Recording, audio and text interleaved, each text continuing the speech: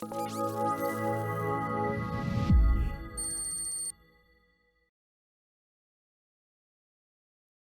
episode, advanced business communications for data storytellers. It's been a fantastic conversation so far. So we're jumping right back in. Last time we got cut short, and now we're just gonna pick it up where we left off. We did cover the discovery piece, so that was the main conversation last time, going from the impact claim and then the discovery process, and we're making our way all the way to the superordinate and asynchronous communication in the context of the synthesis. So, Dave, what was that thought that we needed to cut short? Yeah, so as we were talking about discovery, and just to make sure everyone continues to understand, discovery is information gathering, right? And discovery is essentially the way that you build up your project queue, right? It helps you to pivot from reactive, waiting for requests, to proactive, sort of like whacking the bushes to thrush them out.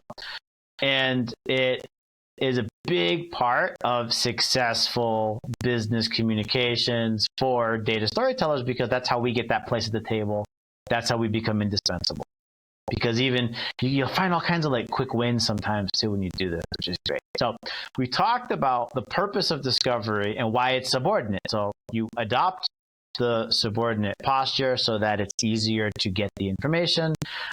The metaphor that I prepared for last time but didn't get to make was to think about like how much people reveal in front of staff that they view as harmless. So you've seen movies, I'm sure, like the mafia boss talking to like the mafia lieutenant, and there's like a waiter within earshot, clearly within earshot, but they don't pay him any mind, right? Or, politicians. Like I'm sure that there's probably like people who bring coffee into like the Oval Office and they get to hear chitter chatter in the Oval Office, right? Like that like people just don't pay attention. Or like, I think one of our prior conversations, we talked about John Wick, and they had that entire network of like homeless people that were actually spies. Or for those of you that like Game of Thrones, right? Varys had the network of sparrow, not sparrows. Like I think what was it? Was it sparrows though? No, or spiders. He had like a network of orphans and stuff that used to talk to him. Okay. I know there was like a priest who was kind of a weirdo. I think he was a sparrow too. So this just that was the some sparrow. Yeah, he was. It's like been a while. He was a villain. Game of Thrones, yeah. Right. But anyway, so networks of orphans and stuff where people didn't pay any attention to them. So the more subordinate, the weaker you can appear, the more people tend to divulge.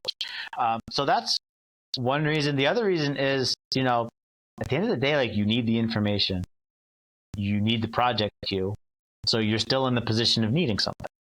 So have that subordinate mindset, even though ultimately you're going to be doing something for their benefit.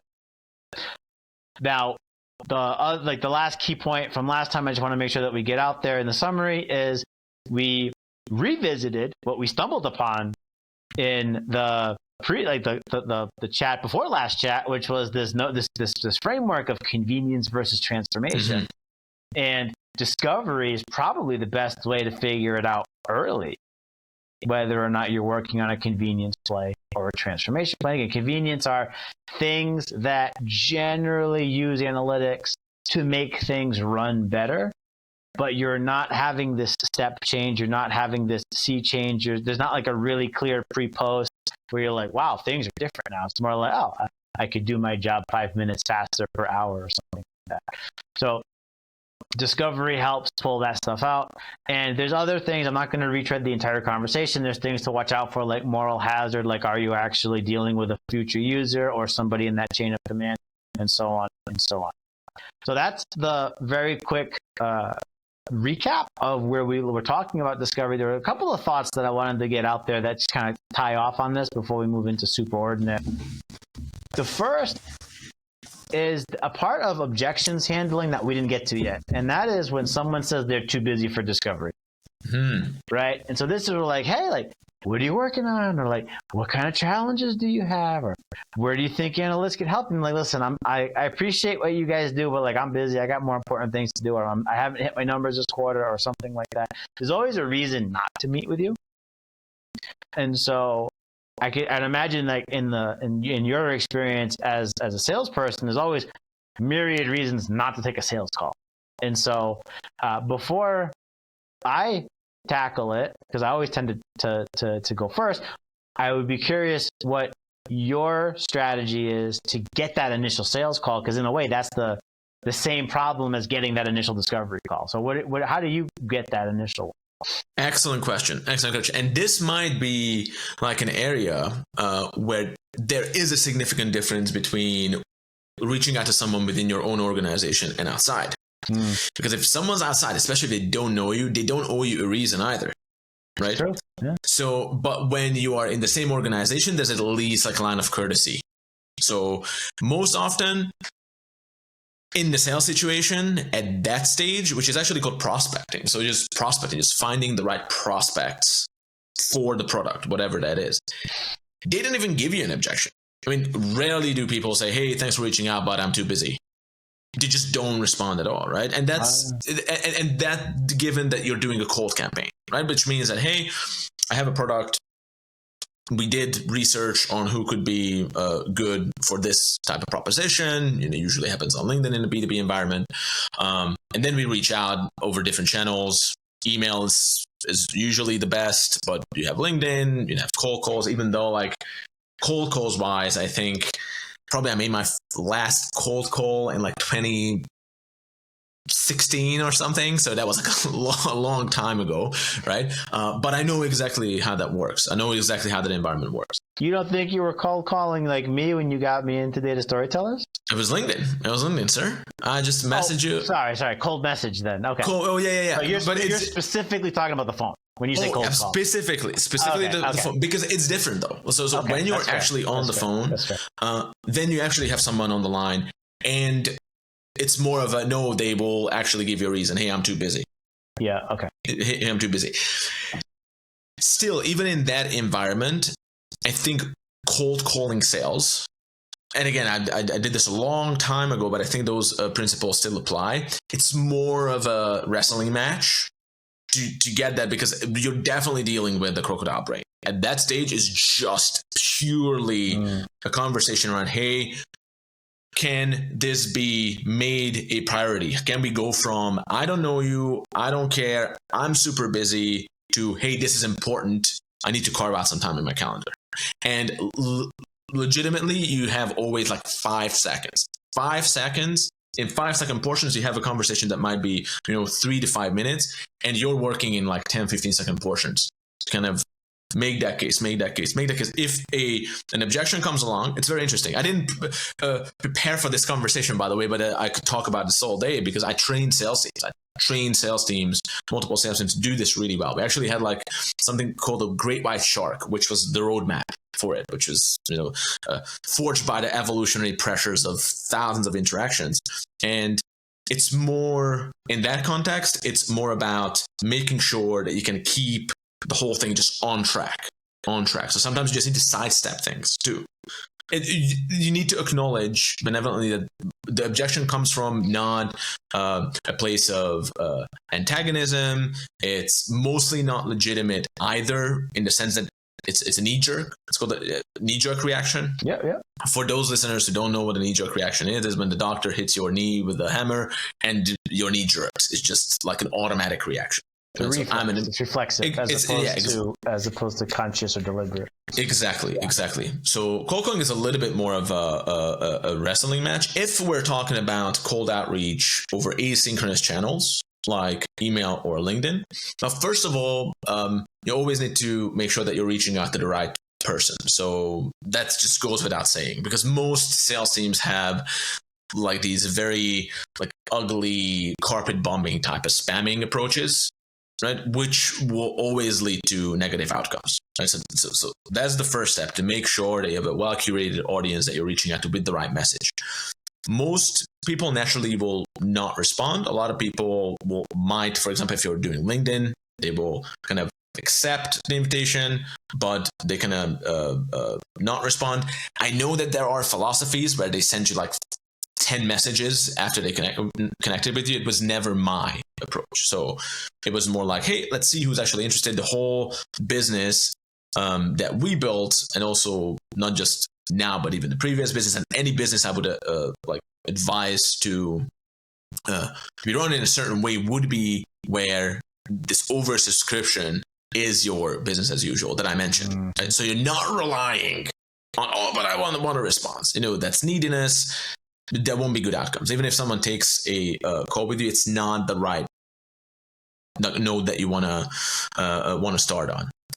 So even when I reached out to you on LinkedIn, there's not too many objections to be handled in that kind of sales situation, because if there's an objection, I'm not really interested in handling that objection. Now, this is an important thing to make here, because it's a different situation when you're in a company.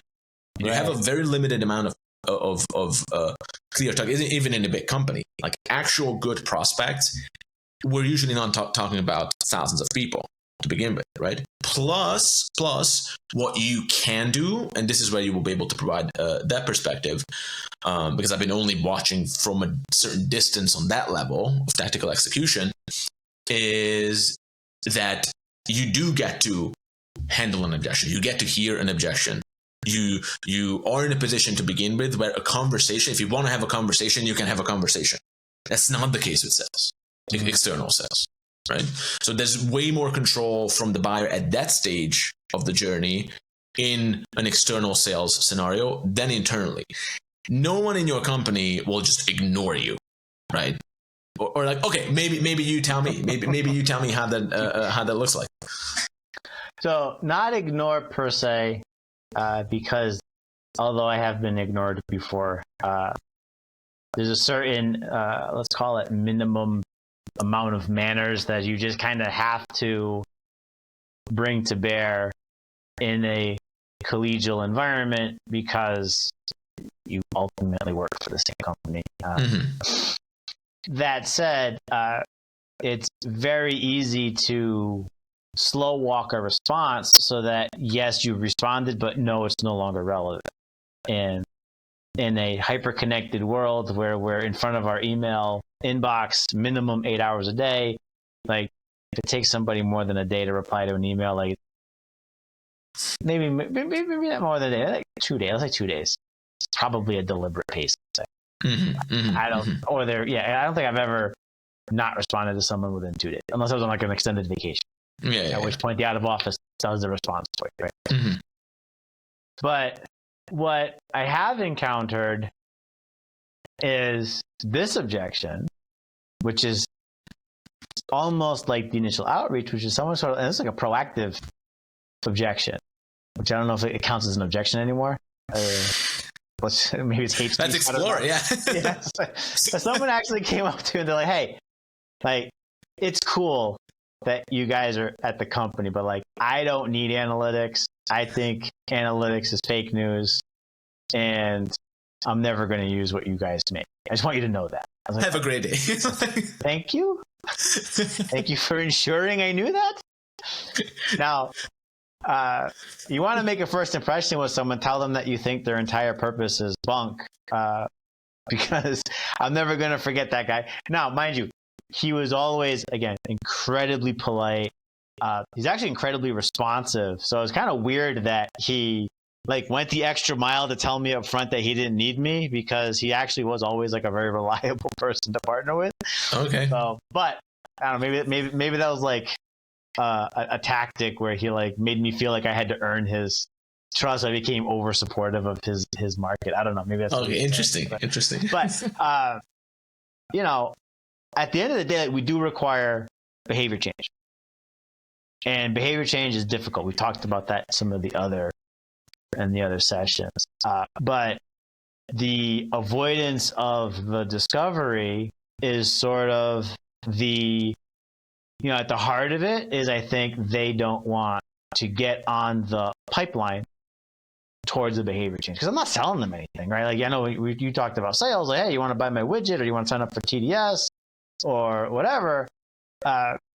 we don't even do chargebacks in most organizations I've worked for. So it's not even like, hey, I'm going to show up on your P&L if you work with me. Mm-hmm. So I'm going to create a higher bar for you to hit your bonus. Like, we weren't even doing anything like that. So this is purely like, well, I'm going to talk to you. You're going to build a widget, and then I'm going to be expected to use the widget. And if I don't use your widget, someone else is going to bother me because you're going to embed yourself in the management process. I think that's probably like the root cause of it. Because I mean, it's difficult to say, oh, like I'm genuinely too busy to talk to a colleague. It's like, really?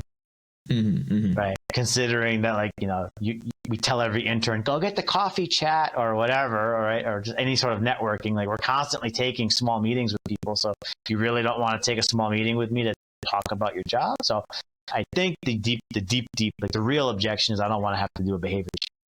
That's my hypothesis about where it comes from.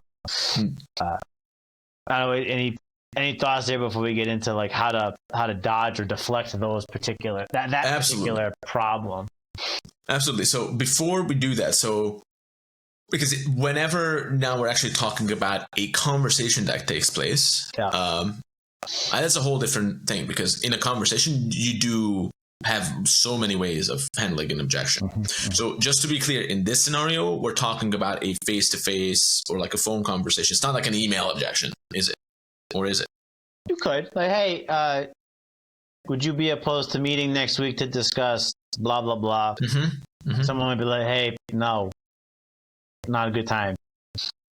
Now, mind you, using the Voss tactic of asking where, like, it's an easy no is what you want to hear. So if I'm like, hey, is next week a bad time? You're like, yes, it is. Like, great, I'm not going to bother you. Right? So you try to give them that little safety to exit, but when they do brush you off, your boss doesn't want to hear, I can't even start my project for a week because, my jiggy face is busy. Too busy for me. They just go figure out how to get on their calendar. So it could be via email, could be via a conversation. I think probably 90% of the discovery solicitation is going to be via email. Okay, got it. Got it. Because most, especially like geographically distributed organizations, you're just not going to see them. And if you're on the phone with someone, it's because you have a meeting with them most of the time. Yeah. I think CVS, I worked there for over 4 years. The amount of like non-meeting phone calls I had with colleagues is probably, I can count them on my one. Got it. So you see, this will be an interesting area for me, because all the objection handling usually already takes place when initial interest is confirmed, there's already rapport built, there's a channel of communication, there's a back and forth, like mutual learning about each other, right? So models get updated, and then that kind of objection that I'm used to is most of those objections are actually what we call buying signals, right? So that's actually when someone's engaged. Right? For example, oh, this will be too expensive, or I can't make the date. So all those, if there's like a certain date for the project, right? Yep. I think we're doing so well in this particular area.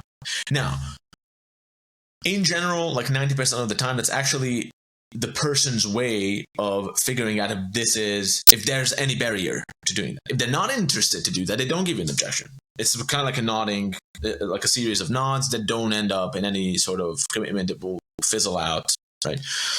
Or it's actually a deal breaker, and that's your opportunity to find out if it's a deal breaker. So doing that over email, it's very interesting to me, because being in this business for like 10 years, working with senior executives in analytics, both in this company or our previous company, objections were always on a phone call. So it was never like an email conversation. Email was purely to initiate contact. So to get in contact with each other. Second, to confirm what we already talked about, right?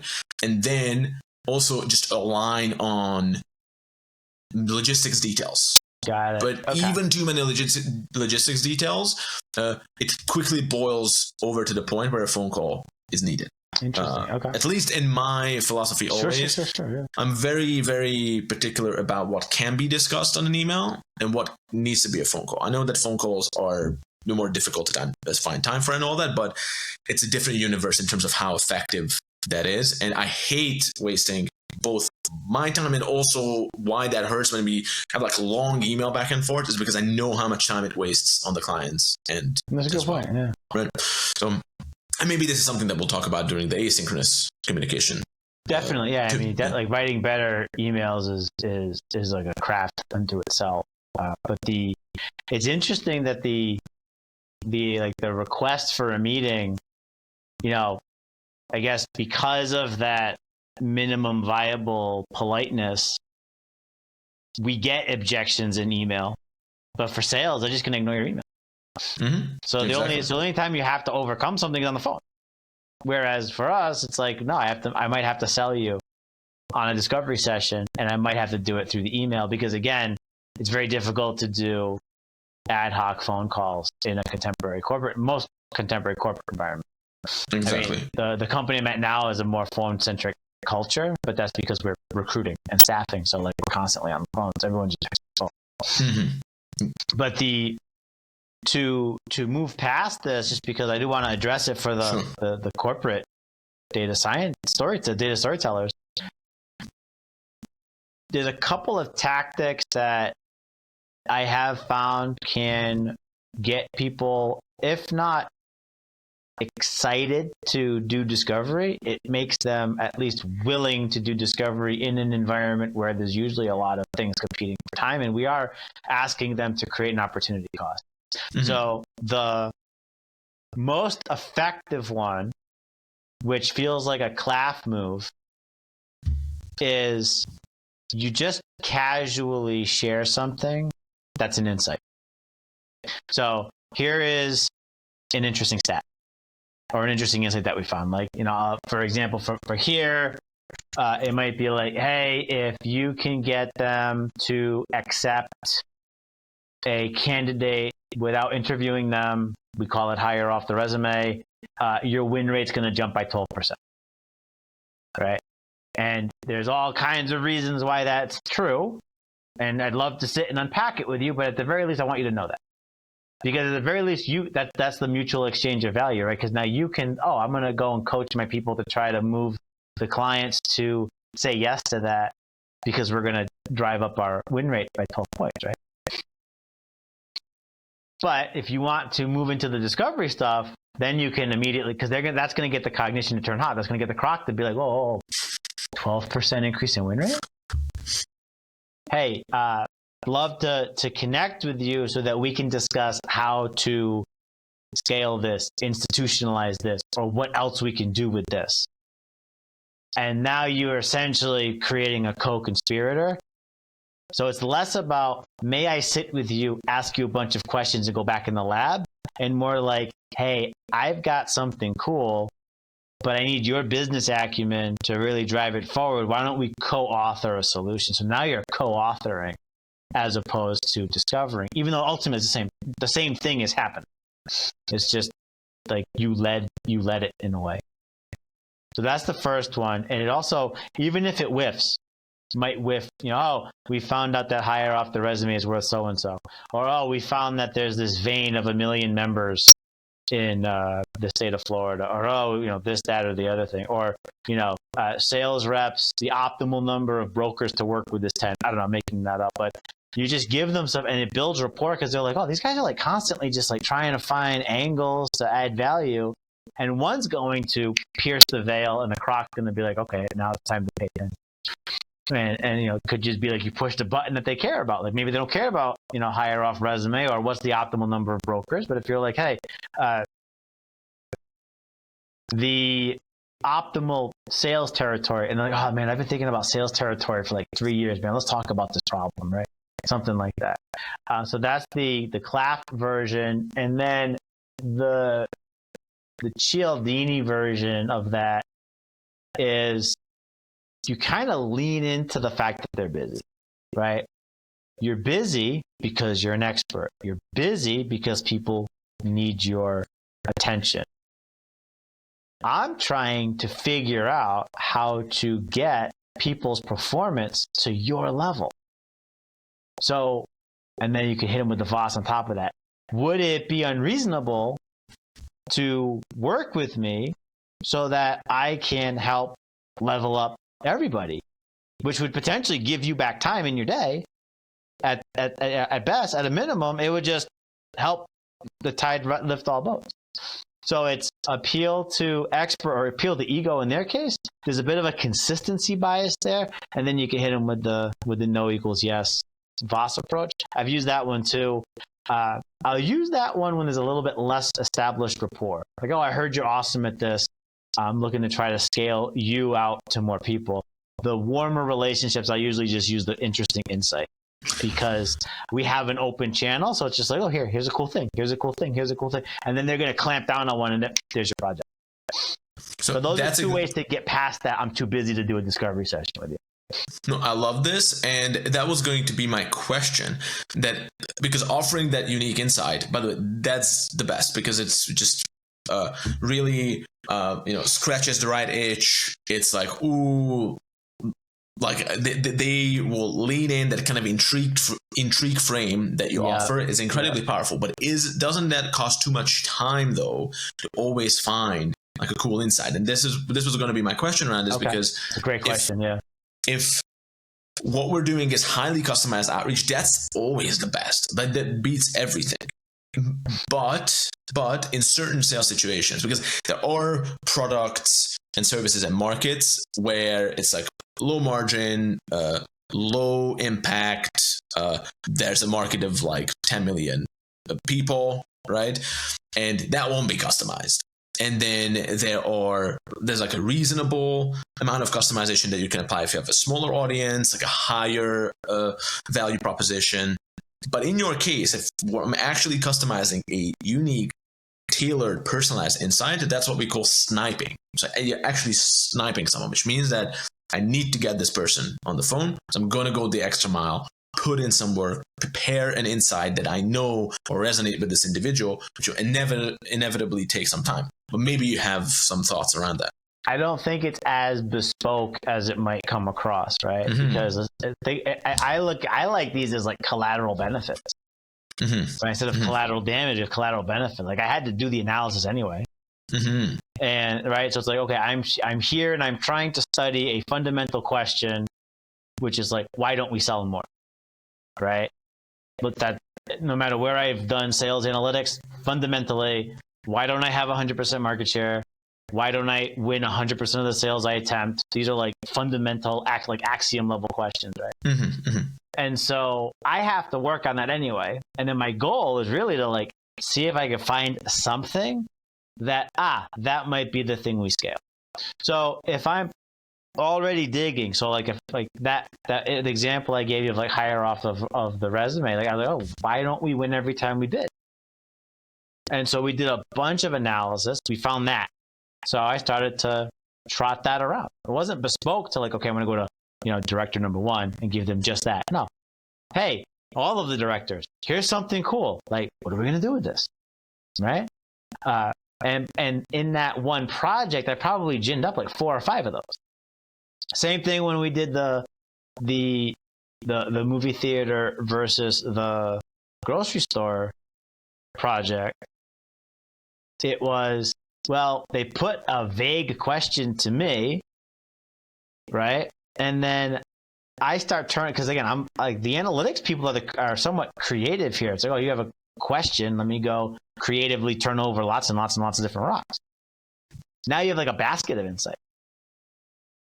And I even went to like a newsletter, which was getting blasted like 400 salespeople. But it was just like, hey, I got some cool stuff. Let me show you how to find cool stuff. You should try out my app if you're not already using it. So all of those are trying to get hooks into discovery, because I'll send out the newsletter to 400 people. Maybe like one writes back, hey, I've got an idea to make this better. We're in a discovery session. Mm-hmm, so it's not sniping per se. Maybe it's like shotgunning. Like I'm definitely aiming, but I have like a cone of influence as opposed to a single, middle finger. Which will hit your notch. Okay. Right. Okay. Yeah. From these two versions, that makes perfect sense. Which one do you prefer, by the way? The Claffian or the Cialdini version? Clav every time. Clav is way more fun to do. Because again, I'm getting like two. This guy used to work with 2 bites at the apple, right? So first, I had to do the project anyway, and then I have this like bait almost that I can then use. But the probability that an insight is going to elicit the biting the hook is like probably 10 times higher. Now, mind you, you're using it with slightly warm channels, so they have to have that like selection bias accounted for. But the appeal to ego, it has a higher failure rate because it's difficult to do that like elegantly where it's not as transparent, like I'm assaulting your ego to try to get you as my co-author. Got it. The insight one is way easier to co-opt the co-author. It's so much easier to do that. I think I have I'm almost undefeated with that approach.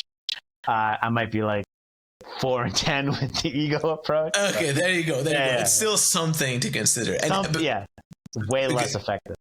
Because I did like the first one too, especially because when I was building and leading sales teams, because even by the way, with TDS, we don't really have a sales team. Right. It's just not with the kind of our value proposition, a whole other story. I intentionally built it so that we're very, very like fulfillment heavy in our. Yes. So the value proposition drives the thing. Other conversation. But if in a sales scenario, I did build and lead and train multiple sales teams, I have a concept called SaaS, which is not software as a service, but sales as a service. So I was always very, very adamant about customer experience starts with the first sales touch point. So you're in basically value production mode from the first time you encounter the customer. Every single touch point needs to pack value for the other person. Makes sense. Right? Yeah, so that's why I love this, is because immediately you start with value. It's just, hey, here's some value, and it's like a 1-for-1 correspondence. Give them some value. It's credited to China, but like give before you take. So you're giving insight. This is how I coach people that like, how do I network? Find something from your work, share it with them, and be like, let's talk about this. Now you've got a relationship. So same thing, give value and then take their time. Absolutely. And then even with this, like when you provide that value, I found over the years that there are 2 types of insights you can provide. One is an external insight, and there's an internal insight that you can provide. Yeah. A good discovery session will bring to the forefront often internal insights that it was always there, but you helped to conceptualize it, to articulate it. So now they are richer because that conversation led to an insight. Or you can just provide one from the outside. Hey, you don't know this, but I do. Now both of us know this, right? Yeah, but that internal insight, that's again why that subordinate posture can be powerful, because you might get one that's above your pay grade. Yeah. Right? Like, the reason why that initiative failed was because somebody put you in their crosshairs politically. Like, oh shit. Right? So like, or listen, it's not you. It's that VP1 hates VP2's guts. You're like, I didn't know that. So like, those aren't like analytic insights per se, but they're internal insights in a different vein. But like, those are like super valuable. Or the scuttlebutt is we're behind on this quarter, so like no innovation, all convenience, or no transformation, all convenience. We're just gonna try to like incrementally make things better. No one wants the risk of a transformation that lifts. Again, that's just as valuable as like, you can increase your sales by getting them to say yes to a resume. Absolutely. And then also with the discovery, that's why I loved that kind of structure that we spoke about now over multiple touch points, is like current pain, current situation, especially with the pain, future goal, vision of success, and challenges, because no one really sits down on a regular basis to like, hey, where am I exactly right now? What is my vision of success? What are the key challenges and barriers? How am I going to figure this out? Especially, not on an ongoing basis. So if this is done well, this will connect dots for that person. That's just inherently valuable. They will leave the interaction with more confidence, with more clarity, more information. Again, with the human brain, especially busy people, there are a million things floating around at the same time. So that you can come in and drive a discussion in a certain way. You're providing value just through that process. Yeah. Full agree. So when we look at the objection, so let's say we have these two versions of reaching out. So let's say in terms of objection handling, so what kind of objections are you getting with this Claffian approach, if any? Oh, it's usually I'm too busy. Like that's typically so like because when you're doing discovery in general, and you're in the session, they've agreed to the session. Some of it's just like being able to manage a meeting, right? So no, I don't have any ideas, or oh, that's not actually a problem. So you have to have like that nice bag of calibrated questions, as Voss would call them, to try to kind of duck and dive and wiggle until you can find the pain and then pull it out and then start to do what you just talked about. Understand the pain, understand the challenges. Give them some space to think about, like McCraney, right? Give them some space to like, wait a minute, I never realized that like this is worse than it could be because of this thing over here. And now talking to you, I just realized that they're connected, right? The one like the weird or like or the less obvious one, or the one that people may get into and it feels like a brush off, is I don't have time to like sit with you guys and teach you the business, right? Because the data science or the analytics group is like the other for them. And so we often have like really, really great technical IQ, moderate business acumen. And so when you have that cocktail, and the communication skills prior to anyone taking ABCDS, of course, are going to also be moderate, right? And so you end up with a less than optimally polished perspective that is less than fully grounded in business realities and is over-indexed on potentially esoteric technical stuff. And if you have jargon in there, it's even worse, right? It's done. Yeah. So that can be annoying sometimes, and they end up feeling like, oh, like I have to teach you the business, and it's like I can either teach you the business or I can go make money, right? And so that is a legitimate constraint. Although I do think it's more likely to be born out of this is step 1 of 30, and step 31 is I have to make a change, and I don't feel like it. So that's the barrier is like convincing someone to sit at the table with you. Let me ground this in an anecdote. So when I was in the early days of the sales analytics team in my last role, like we were absolutely froze out. We were the other, and we were like smashing our heads against the wall trying to break it. Okay. And what we ended up doing was kind of like heads down, but we're just throwing the kitchen sink at this sales problem. Like, why don't we have 100% market share? Why don't we win every deal? And we focused on brokers. We focused on middlemen because we're like, these guys are the linchpin of a deal because they control all of the opportunities that we see, and they get to basically pick the winners because you have a buyer, the ultimate buyer, doesn't understand the product, so they need a broker to essentially work through it. Like when you're buying a car, you know what you want. I want all-wheel drive, I want a seat 6 or whatever. There's not a lot of wiggle room. You don't need a broker. You can go car shopping by yourself. But for health insurance, it's highly regulated, it's highly complicated. Like you need someone to help you because like your job is TDS. Your job is not to understand health insurance, for example. My boss's job, my CEO's job is not to understand health insurance. It's to drive growth for the company. So we focused on them. And so we're like, how can we add value to this? And we caught wind of, they had this segmentation approach, but it only segmented a few brokers, like the big ones. It's very, very strongly Pareto distributed. So like if you get 30 brokers, you've probably got 70% of the belly buttons in the country accounted for, maybe 60. But still, like the point is, like you don't need 100% coverage of brokers to get almost 100% coverage of belly buttons. So we started to do additional, more complicated frameworks with different grains of the data because, like, you might be in, like, say, Florida with a broker like a Mercer, maybe you've got all their clients. But then you cross the border into Georgia and you've got none of their clients. It's like, well, what's the difference? Right? We're still Aetna, you're still Mercer, although the companies are federated. So it's like Mercer Florida versus Mercer Georgia. But it's like, why is there no carryover? And again, for the record, these are completely made up. I don't actually know what the current state of Mercer is. Just making it up.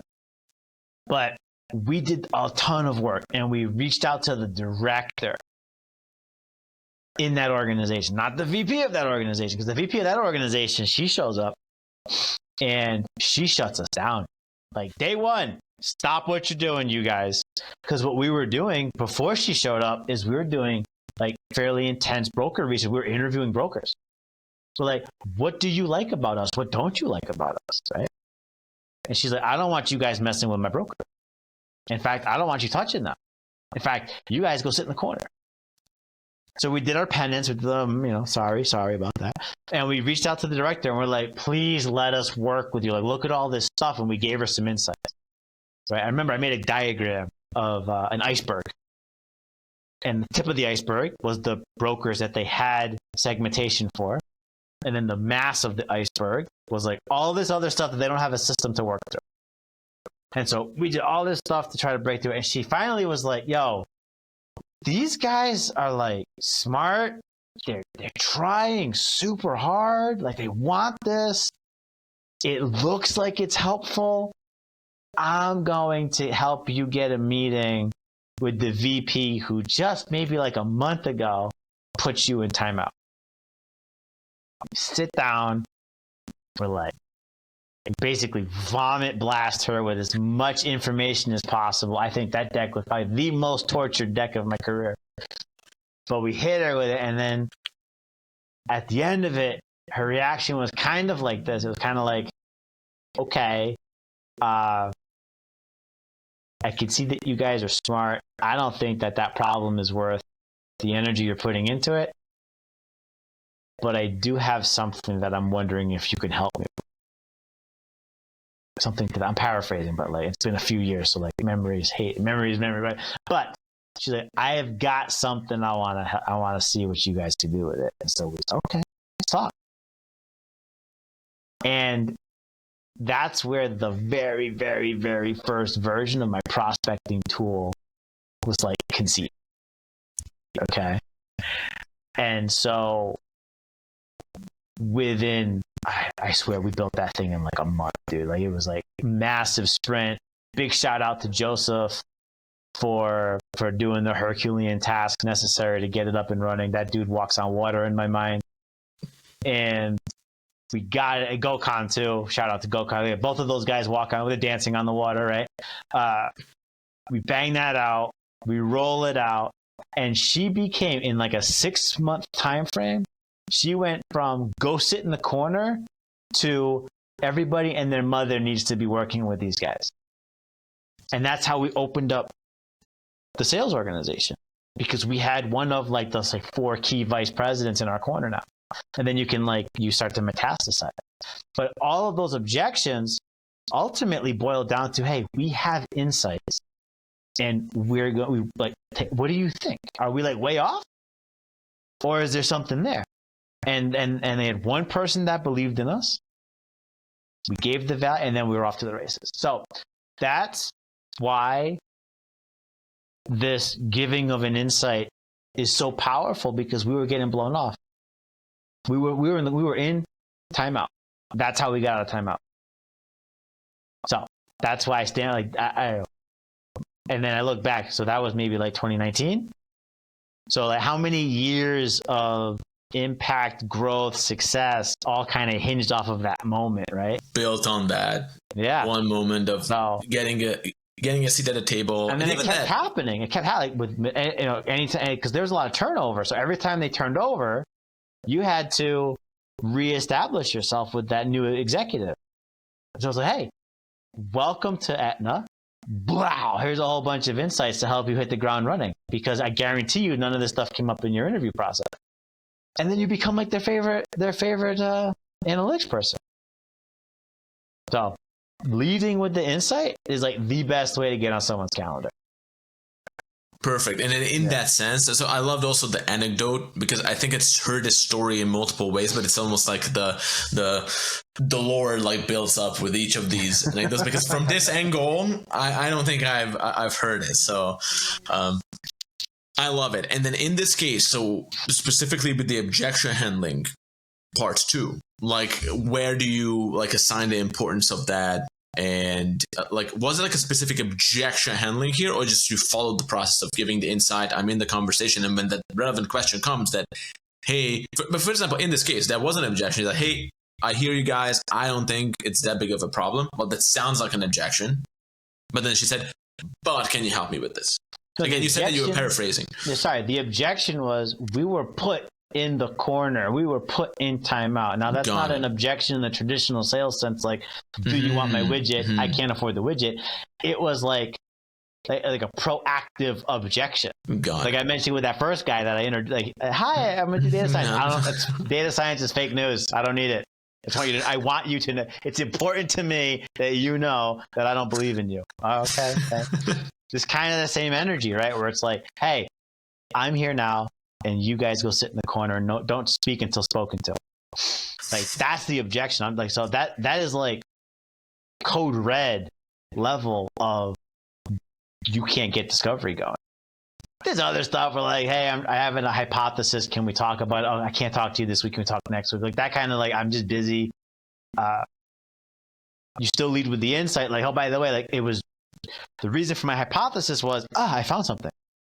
That way you can maybe pierce the cold cognition. But that's what we call an angle, by the way. That's your angle. That's your unique. Okay, there we go. Yeah, okay. That's your unique angle. Hey, this just happened, right? Right. That's like an event that prompts the reach. It's not like, hey, hello, my name is, I'm working on X, Y, and Z. No, would you? And so it's less of that. It's more like, hey, this just happened. The thought of you. Right. Exactly. So that's the. Like just today, I was like, oh, we're about to launch some internal capability. And I said, hey, wait a minute. Like, that's the perfect channel to activate this thing that we found. What do you think? And they're like, what did you find? Bang, golden, beautiful opportunities. What do you think? And they're like, and she goes, it's perfect. I was like, yes, I'm in. So like, but that lead with insight, man. Now that I have a great relationship with her, I'm pretty sure she would have taken my call anyway. So this is, I wasn't preemptively objected to, but the point stands, right? You lead with that. And that's how you get a discovery session against anybody's calendar. I don't care how stacked their calendar. Got it. And then I love so that kind of objection that we talked about, the sit in the corner and don't speak until spoken to. It's almost like a brick wall. We actually behind me. It was that wall. That's like a synchronicity. The first time we're using this background, and the brick wall appeared in the conversation. So we actually did call this a brick wall on the sales floor too. Okay. BW, right? It was a BW. BW. Love it because in your case, again, you're in the company. Brick wall, timeout. Correct me if I'm wrong, but you're basically finding a way, like around the brick wall. It's like, no, I'm going to go to another stakeholder. I'm going to kind of re-earn that position, and boom, there's a seat at the table. Right. The insight, the analytic craft, is the wrecking ball. The expectation of a minimum viable level of politeness cannot be understated. Right. There's again, different than sales. Outside sales, and then finding an ally is sort of like looking for the window in the wall, right? Like I'm sitting and, or if I'm up against a brick wall, right, I can't go through the bricks, but if I keep looking, maybe there's a window. Oh, I can go through a window. So that's, I know that I'm mixing the metaphor because like a wrecking ball is going to take the bricks out anytime. It's what I call a functional metaphor. Yeah. Right. But an ally, or like, someone that can like open badge you in to the door. Right? Oh, I left my badge. Oh, can you badge me in? Like, why should I badge you in? I could tell you things that you didn't know. All right, I guess that's a weird way to do it, but sure, come on in. So, but like that's again torturing this brick wall metaphor. But that's why the ABCDS comes up. That's why the analytic craft is so powerful, right? Like, how many professions can do that? We talked about this last time where it's like there's no environment where like being smarter is to your disadvantage. right? Just like how many departments can just be like, hey, I have a nugget of information that my tradecraft allows me to like swim in this ocean of data and find cool stuff. Yeah, exactly. It's such a unique discipline in that way. And I also love because when we talked about objections, in my mind, again, I was going from my own priors of like, okay, objection handling. It's like in a situation, I understand how you feel. What if I did? Which again, it has its own time and place. But this is a completely different. This is kind of like combining like that unique strategic approach with the right tactical execution. I love it. I didn't expect it. So that's great because also I'm struggling to think about any scenario where this would fail, where success somehow is possible, but you're missing out on it. If there's a way in, this approach finds the way in. Yes, and the best part is it's not that much extra work because you're already probably working on something. Like our job is to get to the, bang, bang, bang, bang, bang, aha, and then share the ahas with people because then they're like, oh, let's take your aha and repurpose it. And do some, or your aha inspired this aha, and now we've got two ahas, and now we're going to aha together, and then some new project. It's like an aha fest. Yeah. Okay. Sure. Okay. So that's awesome, and I think the fact that we covered the discovery, like how to run the discovery, but also how to get the discovery and how to get the discovery when to struggle to get the discovery. I think it was like a well-rounded package. Anything else that you would want to add here, by the way, because already you are providing me like insights that I'm like unfamiliar with just because it's like I've never been in that particular situation. So it's fascinating for me to hear. So if you have anything else to explore here, I would love to. Or I don't know if you want to move to like a different scenario like superordinate.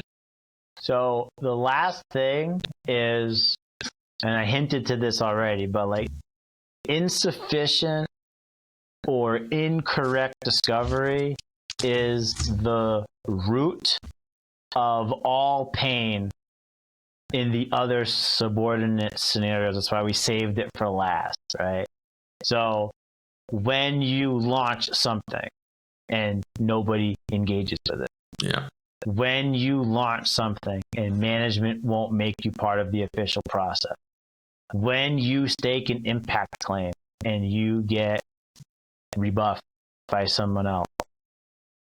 All of those at the end of the day is insufficient discovery, right? And this is so empowering in a way. I'm going to go full Jocko on you with this one, right? Bonus synthesis. Because the alternative removes the control from you. So if like, what's the alternative? I launched something and it doesn't engage. Oh, they're too dumb to appreciate it. Right? Oh, they're enumerate. I have a master's in math and you don't. You're just too dumb to keep up with me. No, it's a terrible mindset because it's just you become resentful of them. They're like, what's this guy's problem? And you have no impact. But if you're like, I didn't do enough user acceptance testing. I didn't get the UX right. I didn't make sure I was solving the right problem with my widget. That's my fault. And then those are all solvable on my terms. I will do an extra round of UAT. I will take extra care with the UX to make sure it kind of bleeds into UAT. I will do extra, key stakeholder interviews or talk to more SMEs so that I can be 100% sure I've got the right problem in front of me. Getting into the process, same exact thing. Oh, they don't understand why this is important. Well, if they don't understand, you fail to communicate it. So either you didn't say it right, or again, you weren't working on the right thing. So you need that discovery. And the impact claim, the same thing. You have to kind of test the waters before you stake it. That's discovery. You've got to understand the environment. We talked about when we did the impact claim. If everybody's bleeding and you're trying to say, but I bled less, like read the room, right? But you can't read the room if you're in the ivory tower. That's a good soundbite right there. And then another T-shirt. Yeah, another T-shirt. Yeah. And that's all discovery, right? Or even doing those like pre-selling things where you're like, here's my assertion, so you can like quote unquote die off screen. That's discovery. So it's like anytime you have a problem, go back to discovery and find out where you could have done more or differently so that it's still your problem, so you can own it, right? Take extreme ownership of the problem so that you can get through it. And so like, even here, and I'm talking as like, oh, please listen to me. I know a bunch of things. Like I'm like, I had a less than ideal release of something. It's like, I should have done an extra round of discovery with that person because I didn't consult that person. And that person probably should have been consulted. So it's like, oh, I had like 18 people on the list. Great. Why didn't you do 19 or 20? Right now, you can't, obviously it's a 1,000-person company. I can't do all 1,000 of them, but he probably was like an oversight on my part. So now next time I release something that touches on his remit, I'll make sure he gets consulted. So ultimately it's you and your discovery. That's why we do it last, because it's the basis that allows you to get all those other subordinate scenarios right. Absolutely. And I love this, that anecdote I shared with you about Kobe missing the 4 shots in the playoffs. Yeah, exactly. Yeah, exactly. yeah. I think it's 4 air balls. Yeah. So you see, in that case, he had all the excuses. No one was willing to take the shot, right? They didn't properly screen for me, right? So I was too contested, right? And all that. No, it's like honest analysis reveals that every shot was online, but every shot was short because my legs were weak. So I need to work on my legs. And you're 100% right. We've heard this a million times, even on the massive as that you attended. Like, I don't know if you remember Sarah from Tormund Cat. Yeah, she's since I think moved on. She had to teach you not a magician soundbite. I remember. Like, I think there might have been even the first case study that we watched, and I remember you in the chat saying that we're teachers, not magicians. I'm taking this. So that since then, by the way, that's kind of like a nugget that goes around in the community. So that was the. I hope she gets royalties. I think she's a shout out to Sarah. I think she's in another company now, working for like a smaller. Yeah, I saw that on LinkedIn. Business. I think she did move on. Yeah, absolutely. So yeah, 100%. I think that starts here. Plus now with ABC DS, Advanced Business and Communications for Data Storytellers, and now you also have the burden of knowledge that this has been revealed to you. There's the tool there, so you're welcome for putting in that spot where you can't actually go now and you tasted the apple. Now you. Yeah. There you go. Yeah, you ate from the tree of knowledge. So. Yeah. Okay, that's awesome, and I think it's such a well-rounded package around discovery, impact claims. I think now it's actually spanned across like 3 full episodes worth of content too, because we did, I think, impact claim 1 episode, discovery 2nd, and then right now we're like hitting an hour with this. Right. But it just really speaks to how important and how pivotal and foundational and critical this topic is.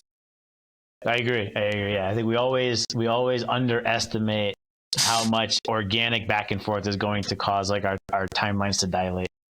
Exactly, but thankfully we have these blocked out in a calendar, so we'll squeeze in as long as there's content there. So we actually hit the end of the original recording time. I don't know if we have some more time to cover superordinate, because I think superordinate is probably one of those that might not span across 3 full episodes. But you tell me. I think so. We are at the bottom of the hour. I think what we should do is tee it up, and then next time we might actually be able to do 1 topic in 1 episode. Maybe. And pat ourselves on the back for doing it. Okay. Yeah, because like it's absolutely within the realm of possibility that we just do like a 45-minute session. It just never happened so far. Yeah. Probability is not 0, but it's also not high. Yeah. It's approaching 0. So, sir, this was great. Love the conversation as always. And then next week we're back, and we'll actually don't have to do any housekeeping with any leftover topics, but we can attack superordinate right away. We're just going to open with super. Yep. Awesome. All right, man. Appreciate you, and I'll see you next week. As always, a pleasure, sir. Take care.